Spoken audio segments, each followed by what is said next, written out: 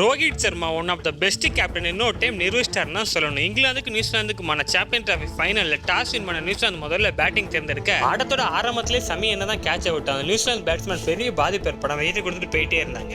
நியூசிலாந்துக்காக Mitchell மட்டும் நல்லா play பண்ணி 50+ ரன்ஸ் அடிக்க அடுத்து அந்த பேட்ஸ்மேன்லாம் ஃபெயிலியர் ஆக கடைசியில் பிரேசிலோட எக்ஸலண்டான இன்னிங்ஸ் 50 ஓவர் முடிவில் நியூசிலாந்து 251 ரன் அடிச்சிருப்பாங்க. சேஸ் பண்ண வந்த டீம் இந்தியாவுக்காக கேப்டன் ரோஹித் சர்மா பொறுப்பா பிளே பண்ணி 50+ ரன்ஸ் அடிக்க என்னதான் விராட் கோலி அவுட் ஆயிருந்தாலும் அடுத்து வந்த டீம் இந்தியா பிளேயர்ஸ்லாம் பொறுப்பா பிளே பண்ணி ஆளுக்கு கொஞ்சம் ரன் அடிச்சு கேஎல் ராகுல் ஜடேஜாவோட ஃபினிஷிங் டீம் இந்தியா 4 விக்கெட் இந்த போட்டியை வின் பண்ணது இல்லாம தொடர்ந்து ஐசிசி ஈவென்ட்ல தொடர்ந்து 2 ஃபைனல் வந்து 2 போட்டிலுமே கேப்டன் ரோஹித் சர்மா தலைமையில டீம் இந்தியா ஜெயிச்சாங்கன்னு தான் சொல்லணும். இந்த போட்டிக்கான player of the match captain Rohit Sharma வாங்கினாரு. Player of the tournament Rachin Ravindra வாங்கினாரு. ரோஹித் சர்மா எக்ஸலண்டான கேப்டன்சி பத்தி என்ன நினைக்கிறீங்க? ரோஹித் சர்மா இப்ப ரிட்டையர்மெண்ட் ஆக அனௌன்ஸ் பண்ணிட்டாங்க. ரோஹித் சர்மா விராட் கோலி 2027 நடக்க போற வேர்ல்டு கப்ல ஆடுவாங்க நம்பிக்கை இருக்கு. இந்த ரோஹித் சர்மாவோட எக்ஸலண்டான கேப்டன்சி பத்தி நீங்க என்ன நினைக்கிறீங்க? மறக்காம கமெண்ட்ல சொல்லிட்டு போங்க.